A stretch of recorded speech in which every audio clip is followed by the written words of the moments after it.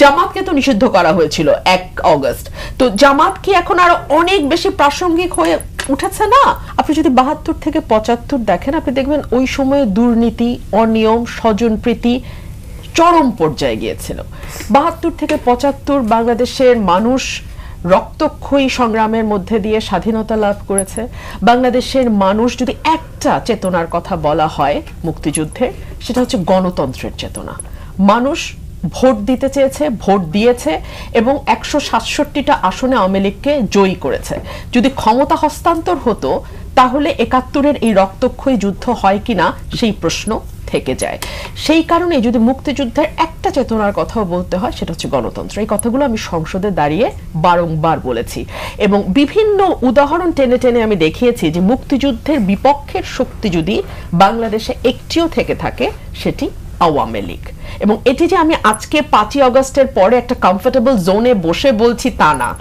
খুব দুঃসময় যখন বাংলাদেশের, যখন বিরোধী দলগুলো কিছুতেই পারছে না আওয়ামী লীগকে কাবু করতে, যখন একটির পর একটি নির্বাচন আওয়ামী লীগ করে যাচ্ছে মানুষের ভোট ছাড়া, সেই সময় সংসদে দাঁড়িয়ে এই কথাটি আমি বলেছিলাম।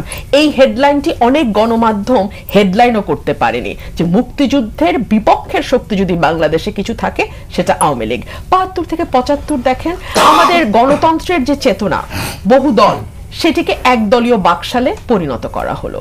আমাদের সুপ্রিম কোর্টের বিচার বিভাগের স্বাধীনতা, আর্টিকেল 22 আমাদের সংবিধানের পরিষ্কার বলছে নির্বাহী বিভাগ থেকে বিচার বিভাগ পৃথকীকরণের জন্য যা যা ব্যবস্থা দরকার রাষ্ট্র তা গ্রহণ করবে। আমাদের রাষ্ট্র পরিচালনার মূলনীতি বিচার বিভাগের স্বাধীনতা, সেটাকে পুরোপুরি রাষ্ট্রপতির হাতে নিয়ে আসলো 4র্থ সংশোধনীর মধ্যে দিয়ে। 4টি মাত্র গণমাধ্যম, একই সাথে রক্ষী বাহিনীকে তৈরি করা প্যারালাল, যেটা শেখ মুজিবের ডাইরেক্ট আন্ডারে, এবং সেই রক্ষী বাহিনী সেনাবাহিনীর চেয়ে বেশি সমাদর পেতে থাকলো। সেই সময়ে এমন পরিস্থিতি তৈরি হলো যে দুর্ভিক্ষ হলো, যেটা অমর্ত্য সেন পরবর্তীতে দেখিয়েছে যে 74 সালে বরং বেশি উৎপাদন হয়েছিল ফসলের, কিন্তু যেহেতু অনিয়ম, দুর্নীতি, স্বজনপ্রীতি ছিল সর্বত্র, মানুষের কাছ পর্যন্ত সেই খাবার পৌঁছায়নি এবং এই 74-এর দুর্ভিক্ষটা হয়।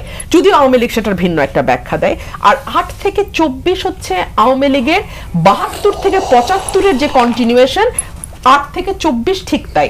72 থেকে 75-এ একটা জাতীয় নির্বাচন হয়েছিল 73। সেই নির্বাচনে অল্প কয়েকটা আসনে জাসদ এবং স্বতন্ত্র কিছু প্রার্থী দাঁড়িয়েছিল, সেখানেও কারচুপি করতে হয়েছে, সেখানেও ব্যালট বাক্স ছিনতাই করতে হয়েছে।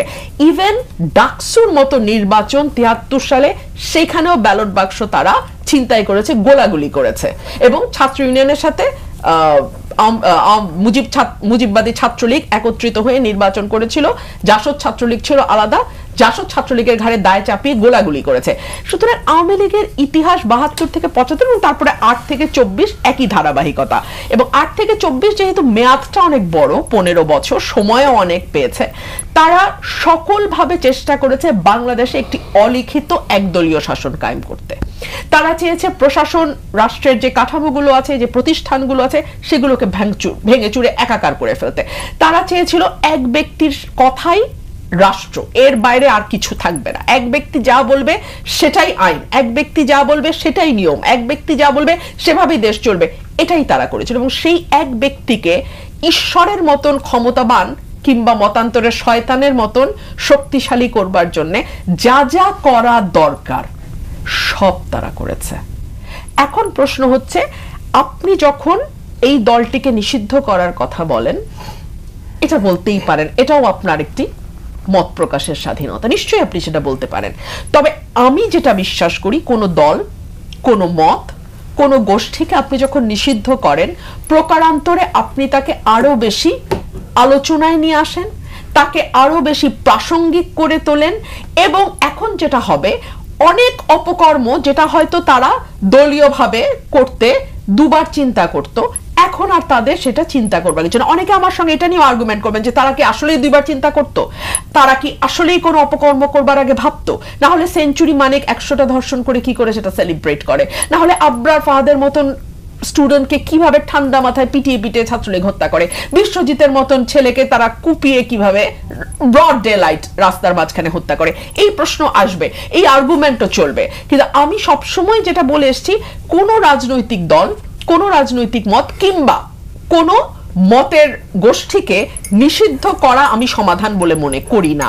মানুষ অটোমেটিক্যালি, মুসলিম লীগকে কি নিষিদ্ধ করতে হয়েছিল? মুসলিম লীগ কি অপ্রাসঙ্গিক হয়ে যায় নাই? গেছে তো। সুতরাং আপনি এটাকে নিষিদ্ধ করে কি ফল হবে আমি জানি না। জামাতকে তো নিষিদ্ধ করা হয়েছিল 1 অগস্ট। তো জামাত কি এখন আরো অনেক বেশি প্রাসঙ্গিক হয়ে উঠেছে না?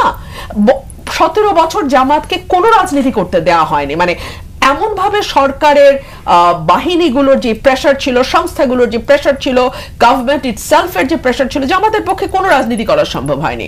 কিন্তু জামাত কিন্তু নিশ্চিহ্ন হয়ে যায় নাই, জামাত রাজনৈতিক দল হিসেবে মৃত হয়ে যায় নাই। কিন্তু আপনি রাজনৈতিকভাবে অপ্রাসঙ্গিক তখনই হবেন যখন মানুষ আপনাকে রিফিউজ করবে। আমি মনে করি আওয়ামী লীগ রাজনৈতিকভাবে